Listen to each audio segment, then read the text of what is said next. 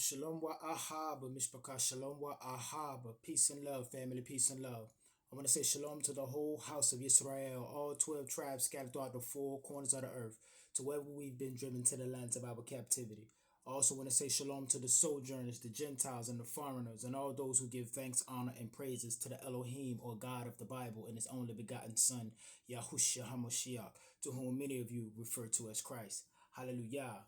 Miss Picard, today I want to talk about a young woman from our community over here in these divided states of wickedness known as America, by the name of U.S. Representative Jasmine Crockett out of the state of Texas, Miss Picard.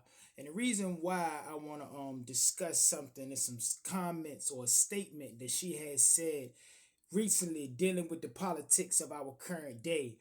Is because a lot of our people, especially our the women in our community, many of them tend to look at this woman with a certain level of admiration, Miss Picard, and then people like this are the exact type of black folks that we need to be staying away from in these current times, because these people are defending things that they are guilty of and trying to take you and use you and manipulate your emotions to put up a defense around them and justify many of the things that these people are probably about to be found guilty of once everything starts coming out, Miss Picard.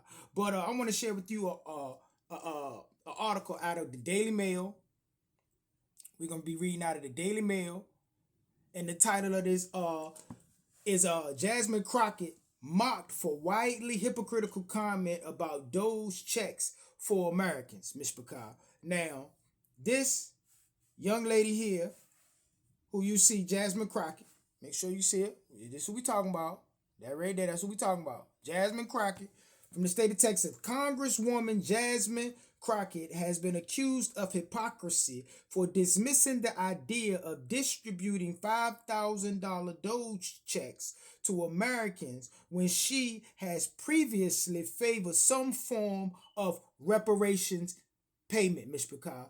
Now, this right here shows a level of hypocrisy for this woman that supports reparations for the descendants of slaves within this country. But as a politician, she is against the idea of sending out checks to the American taxpayer as a refund for money that the government that she is now representing is getting found for fraud, waste, and abuse, and pretty much thievery, Miss Picasso. She's against the idea of you being an American taxpayer. All of us who have carried jobs, our adult lives, and many of us in our teenage lives, you know what I mean? But those of us that have been paying into this tax system, you know what I mean, the whole time, we finding out that we have been overpaying because we dealing with $500 million of fraud yearly, money that's just poof going up in the air and probably going in these people's pockets. You understand? Because Miss Crockett is pretty much worth about $8, $9, $10 million.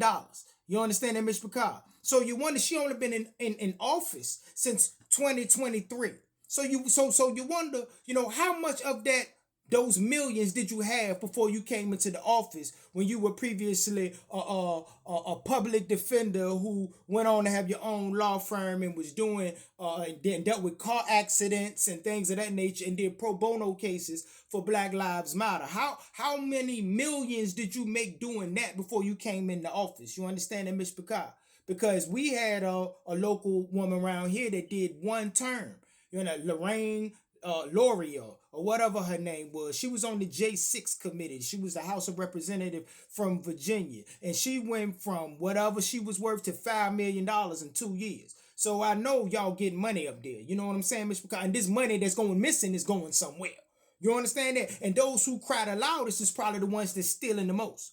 But yet, you against the idea of your people, some of them out here struggling to make ends meet, this and the third. If you was truly a person of the people, you trying to get whatever you can get for the people that's struggling in your community. Even if you still fighting for reparations or whatever you fighting for, you shouldn't be against nothing that's getting people the money back that they worked hard for and gave y'all 33% or 33 cent, 30 to 33 cent, however much on every dollar that they making.